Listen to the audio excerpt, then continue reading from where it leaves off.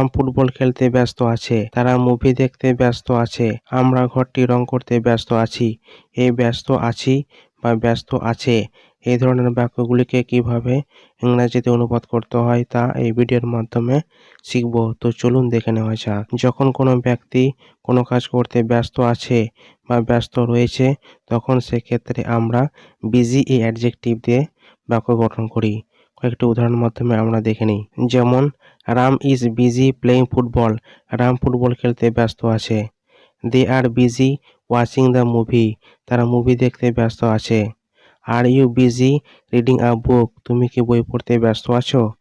We are busy painting the house, আমরা ঘরটিকে রং করতে ব্যস্ত আছি। অর্থাৎ আমরা এখানে দেখতে পাচ্ছি সাবজেক্টটি কোনো কাজ করতে ব্যস্ত আছে এর উপর দিয়ে ব্যবহার করা হয়েছে।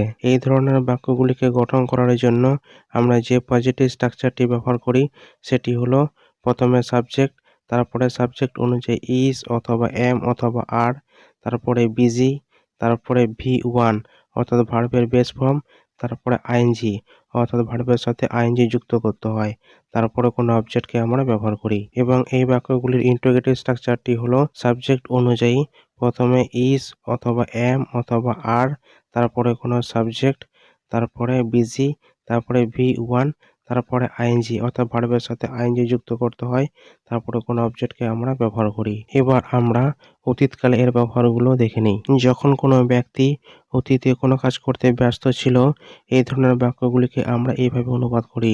যেমন, she was busy doing makeup, সে মেকআপ করতে ব্যস্ত ছিল।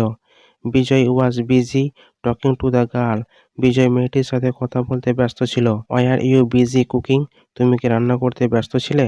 I was busy convincing him, আমি তাকে বোঝাতে ব্যস্ত ছিলাম। অর্থাৎ আমরা এখানে দেখতে পাচ্ছি সাবজেক্টটি অর্থাৎ কর্তাটি কোনো কাজ করতে ব্যস্ত ছিল, সেই অর্থে আমরা বিজি এই অ্যাডজেক্টিভকে আমরা ব্যবহার করেছি। এই ধরনের বাক্যগুলিকে গঠন করার জন্য যে পজিটিভ স্ট্রাকচার আমরা ব্যবহার করি সেটি হলো প্রথমে সাবজেক্ট, তারপর সাবজেক্ট অনুযায়ী ওয়াজ অথবা এরকে ব্যবহার করতে হয়, তারপরে বিজি, তারপরে V1, তারপরে আইএনজি অর্থাৎ ভার্বের সাথে আইএনজি যুক্ত করতে হয়, তারপরে কোনো অবজেক্টকে আমরা ব্যবহার করি। এবং এর ইন্টিগ্রেটিভ স্ট্রাকচারটি হলো প্রথমে সাবজেক্ট অনুযায়ী ওয়াজ অথবা এরকে ব্যবহার করতে হয়, তারপরে সাবজেক্ট, তারপরে বিজি, তারপরে V1 অর্থাৎ ভার্বের বেস ফর্ম, তারপরে আইএনজি অর্থাৎ ভার্বের সাথে আইএনজি যুক্ত করতে হয়, তারপরে কোনো অবজেক্টকে আমরা ব্যবহার করি। আশা করি ব্যস্ত আছে বা ব্যস্ত ছিল এই ধরনের বাক্যগুলিকে কিভাবে বাংলায় অনুবাদ করতে হয় তা নিয়ে আপনাদের সমস্যা নেই। ভিডিওটা যদি ভালো লেগে থাকে